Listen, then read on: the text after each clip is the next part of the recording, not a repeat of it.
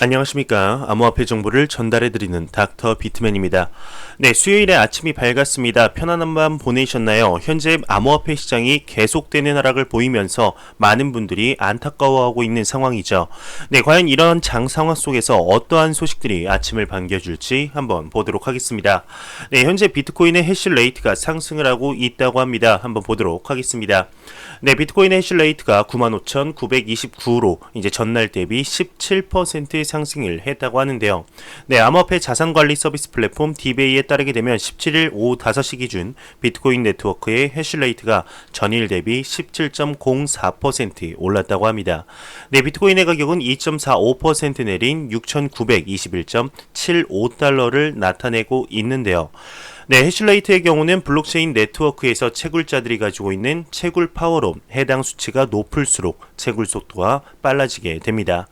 네, 비트코인의 해시레이트가 상승하고 있다는 소식이었습니다. 예전 같으면 반길 만한 소식이지만 호재에도 움직이지 않는 상황 속에서 해시레이트의 소식은 하락장을 이겨낼 수 없는 것 같습니다. 네, 비트코인의 7,000달러 선이 깨지면서 여기저기서 곡소리가 현재 나오고 있는 상황입니다. 3주 만이라고 하는데요. 보도록 하겠습니다. 네, 비트코인이 3주 만에 7,000달러 아래로 추락을 했다고 합니다. 네, 12월 16일 월요일 크립토 컴페어의 데이터에 따르게 되면 18시 20분 한국 시간으로 17일 새벽 3시 20분 사이에서 비트코인 가격이 3주 만에 처음으로 7,000달러 아래로 떨어졌다고 합니다. 네, 비트코인은 7,126.38달러에 거래되고 있었는데 10분 만에 비트코인은 6,945달러까지 떨어졌습니다. 네, 그러면서 최저치인 6,914달러에 도달을 했는데 불과 1시간 만에 3% 가까이 가치가 떨어졌다는 뜻이죠. 네, 비트코인 가격을 거래소의 평균 가격보다 개별 암호화폐 거래소의 경우 이제 상황은 더욱 악화되게 되는데요. 네, 암호화폐 분석가 및 개발자인 이반 릴제크 비스트와 이제 암호화폐 중심 이반온 테크 유튜브 채널의 소유자 그리고 호스트가 비트코인의 가격 변동성에 대해서 다음과 같이 언급을 했습니다. 네, 비트코인은 미친 듯이 변덕스러운 투자처럼 보일 수 있다. 하지만 만약 당신이 미친 봉우리들을 무시하고 연중 최저치에 집중한다면 당신은 꾸준한 성장을 볼 수 있다. 네, 6월 26일 12,913달러를 돌파한 이후 비트코인 가격이 하락할 수 있는 요인에 대해서 암호화폐 전문 분석업체 체이널리시스는 오늘 오전 발표한 2020년 암호화폐 범죄 보고서 발췌본을 근거로 플러스 토큰의 범죄자들 때문이라고 밝혔는데요. 네, 그는 토큰 폰지죠. 다단계 사기 행각은 그들이 훔친 자금을 OTC 브로커들을 통해 청산할 때 비트코인의 가격을 떨어뜨린 것일 수도 있다라고 설명을 했습니다. 네, 그리고 암호화폐 분석가 및 트레이더 및 이제 매크로 경제학자 알렉스 크루거는 체이널리시스의 분석은 훌륭하다며 플러스 토큰 사기가 2019년 4월 중반부터 25,000BTC를 현금화했으며 이는 채굴자 발행액의 6% 정도이다 말하면서 동의를 표했습니다. 네, 비트코인의 가격이 3주 만에 7,000달러 아래로 추락했다는 소식이었습니다. 비트코인의 하락에 관해서 많은 추측들이 이미 나왔었죠. 네, 하지만 추측일 뿐 명확한 이유는 아직 밝혀지지 않은 상황인데요. 네, 위의 표에서도 이제 나오듯 매년 비트코인의 가격을 보게 되면은 14에서 15년도를 제외한 매년 비트코인의 가격은 상승을 하는 중이라는 것을 볼 수가 있습니다. 네, 과연 다가오는 2020년도에는 얼마의 가격이 추가가 될지 나오는 호재들을 보면 상승을 해야 되는 게 맞죠. 네, 하지만 아직 인식의 변화가 충분히 이루어지지 않은 것 같다라는 생각이 들게 됩니다. 현재 이제 제도권 안으로의 진입을 준비하고 있지만 그게 쉽지만은 않은 실정이죠. 네, 이럴 때일수록 암호화폐 시장의 투자자 및 사업가들은 더욱더 투명성과 암호화폐만의 이점을 살려서 어필해야 될 때가 아닌가 하는데요. 네, 현재 이더리움의 경우 이스탄불 업그레이드를 하면서 많은 소식들이 나오고 있는데 이러한 소식에도 불구하고 현재 약세 장세를 이기지 못하는 상황입니다. 네, 이더리움의 가격 또한 크게 하락을 하고 있는데 어제는 이더리움 재단이 최고점에서 3만 개의 이더리움을 팔았다는 소식을 전달해 드렸었습니다. 네, 오늘은 30만 이더리움의 덤핑 소식입니다. 한번 보도록 하겠습니다. 네, 한 애널리스트는 특정 이더리움 고래 주소가 3개월간 30만 이더리움을 덤핑했다라고 언급을 했습니다. 네, 암호화폐 전문 미디어 비트코이니스트가 암호화폐 전문 애널리스트 알렉스 스바네비크의 트위터를 인용해서 이더리움 토큰 공개 ICO에 참여했던 특정 이더리움 주소가 최근 3개월간 30만 이더리움 당시 평균 시세 기준 3,930만 달러 규모를 덤핑했다 보도를 했습니다. 네, 암호화폐 관련 데이터 분석 업체 토큰뷰에 따르게 되면 해당 주소는 고래 주소에서 일반 주소로 변경된 상태라고 하는데, 해당 주소는 이더리움 ICO에 참여해서 총 53만 이더리움을 보유를 하고 있었으며 올해 9월 25일까지 대규모 이체는 한 건도 없었던 것으로 나타나고 있습니다. 네, 현재 해당 주소의 잔액은 25만 8,899만 이더리움인데요. 네, 한편 해당 주소가 보유하고 있는 이더리움 클래식 잔액은 변동 없이 53만 개를 유지하고 있는 것으로 나타났습니다. 네, 이더리움의 고래가 30만 개를 덤핑했다는 소식이었습니다. 네, 30만 개면 감도 안 오는 어마어마한 숫자인데요. 네, 이러한 안 좋은 상황 속에서도 긍정적으로 보는 자가 나타났습니다. 이름하여 톰 베이즈인데요. 네, 현재가 비트코인의 저점 매수하기 아주 좋은 상황이라고 합니다. 네, 한번 보도록 하겠습니다. 네, 톰 베이즈의 예측 비트코인의 저점 매수 최저기다. 네, 톰 베이즈는 최근 트위터를 통해서 이때가 곧 향후 몇 년 안에 저점 매수를 할 수 있는 가장 좋은 시기가 될 것이라고 주장을 했습니다. 네, 톰 베이즈는 그의 팔로워들에게 비트코인의 7,000달러 지원 수준이 곧 무너질 것이라고 말하기 위해서 트위터를 이용했는데요. 네, 그는 이것이 곧 투자자들이 몇 년 동안 보아온 최고의 저점 매수 기회가 될 것이라고 주장하고 있습니다. 네, 이에 관한 트윗의 반응은 엇갈렸는데, 어떤 사람들은 비트코인을 좀 더 사려고 5,000달러의 가격대를 찾고 있다 언급을 하고 있고, 그러나 다른 사람들은 그 예측에 납득하지 못했습니다. 네, 크루몬티스는 이제 이것이 2018년에 미스터 베이스가 아니라고 언급을 했고, 다른 응답자도 톰 베이스는 2010년 이후 그의 예측은 대개 틀렸다 지적을 했습니다. 네, 10월 말 베이즈는 이제 비트코인이 낮은 7,000달러대로 떨어질 것이라고 예측을 했는데, 그러나 일어난 일은 결국 정반대였던 것이죠. 네, 바로 다음날 비트코인은 몇 년 만에 가장 강력한 일봉을 올렸고, 올해 10월 26일 7,500달러의 낮은 가격에서 거의 1만 달러를 기록했습니다. 네, 하지만 이번엔 톰 베이스 발언 이후 3주간 유지되었던 7,000달러의 가격이 깨졌는데, 현재 비트파이넥스 기준 비트코인 가격은 6,943달러라고 합니다. 네, 현재가 비트코인의 저점 최저기라는 매수 최저기라는 톰 베이즈의 언급을 보았습니다. 네, 현재의 상황 속에서 최저기라 해서 샀는데 더 떨어지면 어떻게 하냐 하는 심리가 시장을 덮고 있죠. 암호화폐 시장에는 전문가라는 것은 없습니다. 네, 물론 암호화폐 속에 있는 기술, 면밀하게 어떤 시스템으로 흘러 들어가는지 아는 전문가들은 있겠지만, 가격 예측을 정확히 하는 전문가들은 절대로 없다 말씀드릴 수 있겠는데요. 네, 실제로 어제 전달해드렸던 2018년 암호화폐 시장을 예측했던 전문가들의 말이 다 틀렸다는 걸 보여드리면서 증명을 해드렸습니다. 네, 가격 예측을 하는 분들 항상 조심하시길 바랍니다. 현재 비트코인의 저점이다 매수하기 가장 최적의 시기라는 소식과 더불어서 이제 예일대의 교수가 한마디 언급을 했습니다. 바로 비트코인의 투자 포트폴리오가 6% 정도는 되어야 한다는 것인데요. 한번 보도록 하겠습니다. 네, 예일대의 교수는 비트코인의 투자 포트폴리오 비중이 최소 이제 6% 이상 되어야 한다 언급을 했습니다. 암호화폐 전문 미디어 크립토 데일리에 따르게 되면 알레 치빈스키 미국 예일대 경제학 교수가 비트코인의 투자 포트폴리오 비중은 6%는 되어야 한다며, 비트코인은 기존 전통 투자 자산과 달리 거시적 영향을 상대적으로 덜 받는다. 블록체인 상용화 사례 증가에 따라 비트코인과 주요 알트코인 성장 잠재력도 더욱 커질 것이다. 이렇게 강조를 했습니다. 네, 비트코인의 투자 포트폴리오 비중이 최소 6% 이상이 되어야 한다는 내용을 보았습니다. 실제로 가격의 하락이 이어지고 있지만, 이러한 상황 속에서도 기관 투자자들의 관심과 실제적인 투자가 증가를 하는 모습을 볼 수가 있는데요. 네, 포트폴리오의 6에서 10% 정도의 비중을 놓는 것은 상당히 이제 바람직하지 않나 생각이 듭니다. 네, 하지만 한 번에 풀 매수를 하는 것보다는 분할 매수로 매수를 하는 것이 가장 좋겠죠. 네, 최근 중국의 암호화폐 사기를 잡는다는 명분 하에 중국의 암호화폐 사업을 하는 사업가들의 곡소리가 여기저기서 들리고 있는데요. 네, 이 중국의 영향일까요? 다른 국가들도 시장 조사를 실시하며 규제를 강화하는 등 모습을 보이고 있습니다.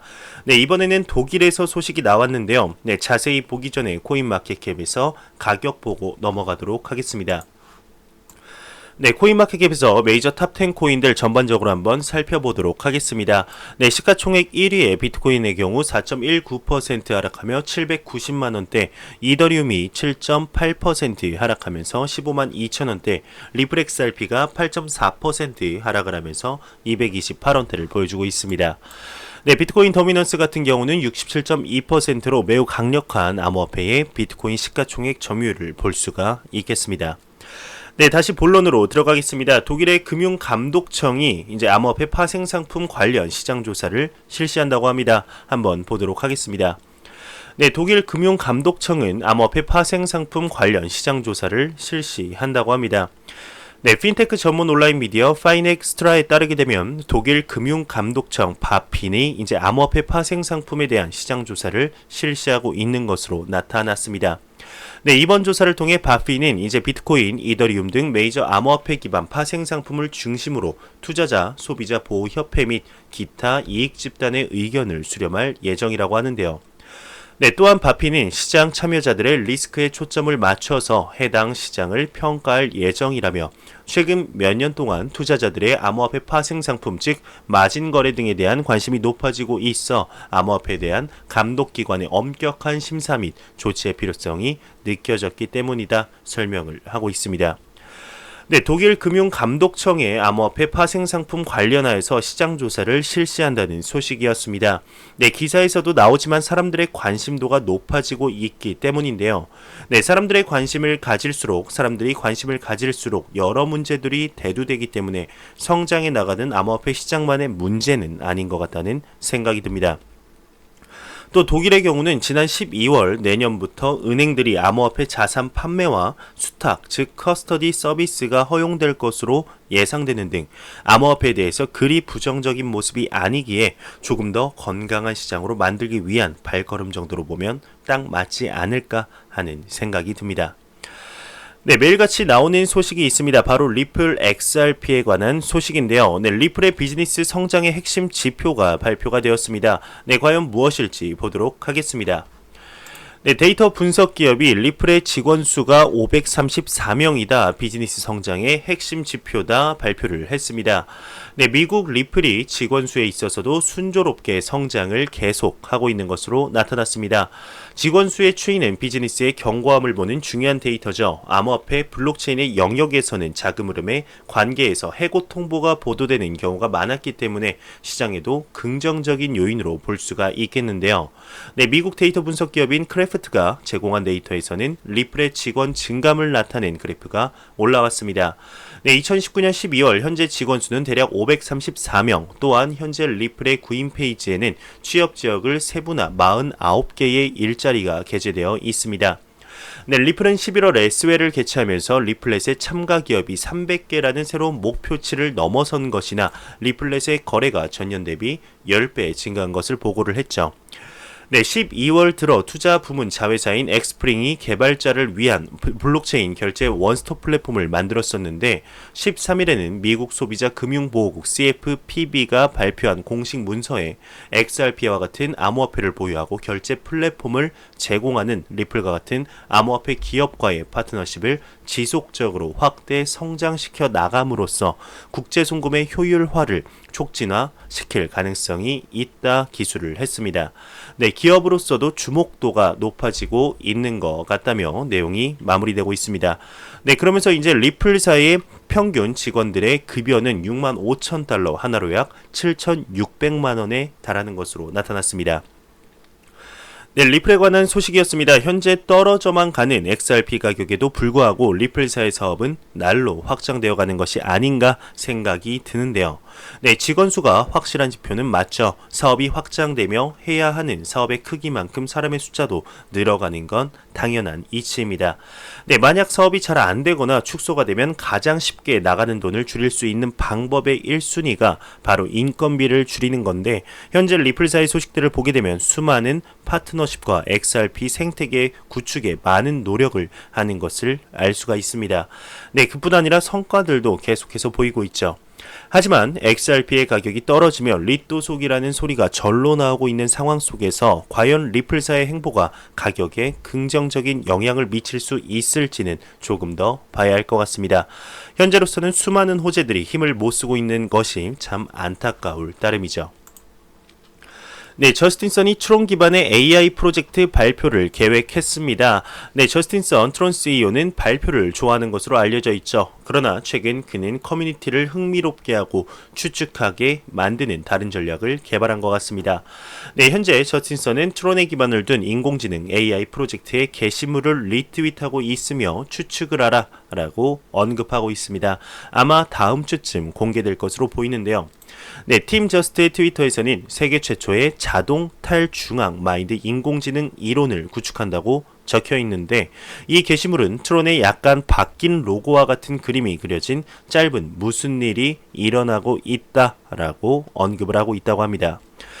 네, 트위터에 이제 한 사람인 하나의 스크린샷을 올렸는데요. 이는 게임 프로젝트가 출시될 때까지 5일 동안 카운트다운을 하는 타이머를 보여주고 있습니다. 하지만 이것을 뜻하는지는 모른다고 하는데, 네, 트론에서 출시될 새로운 게임이라는 이런 부제를 보겠습니다. 네, 이전의 트윗들 중 하나에서 이제 팀 저스트는 트론 블록체인에서 곧 출시될 새로운 게임에 대해서 발표를 했는데요.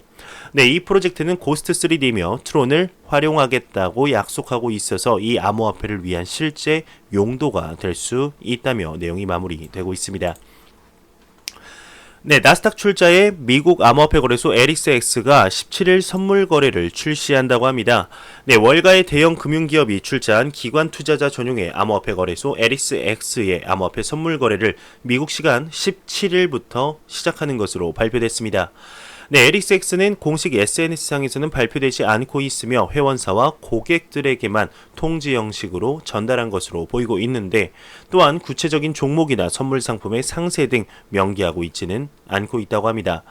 네, LXX는 나스닥이나 모넥스 그룹, CBOE 등의 이제 금융 대기업들에게 후원을 받고 있으며 CFTC 상품 선물 거래위원회로부터 선물을 제공할 수 있는 정규 라이선스를 취득하고 있다고 합니다. 네, CEO는 10월에 이제 연내 비트코인, 이더리움, 라이트코인, 비트코인 캐시의 4개의 선물 거래를 출시할 예정이라고 밝혔고, 이미 이 4개의 현물 OTC 장외 거래를 기관 투자가 중심으로 제공하고 있다고 합니다. 네, LXX는 2018년 10월에 암호화폐 업계에 참가하며 암호화폐의 현물 결제 선물 거래에서 기관 수준의 서비스를 제공하겠다고 내세웠으며, 이는 벡트의 라이벌로 주목받고 있었지만 2019년 중반부터는 침묵을 유지하고 몇 달 동안 코멘트도 피하고 있던 상황입니다. 네, 벡트가 이미 미국에서 선물을 제공하고 있는 가운데 LXX가 참가함으로써 현물 결제 거래 시장은 2020년 이후 확대될 것으로 전망이 되고 있네요. 네, 옵저버가 세븐일레븐과 기상 관측망 구축 사업 전격 실시한다 언급을 했습니다.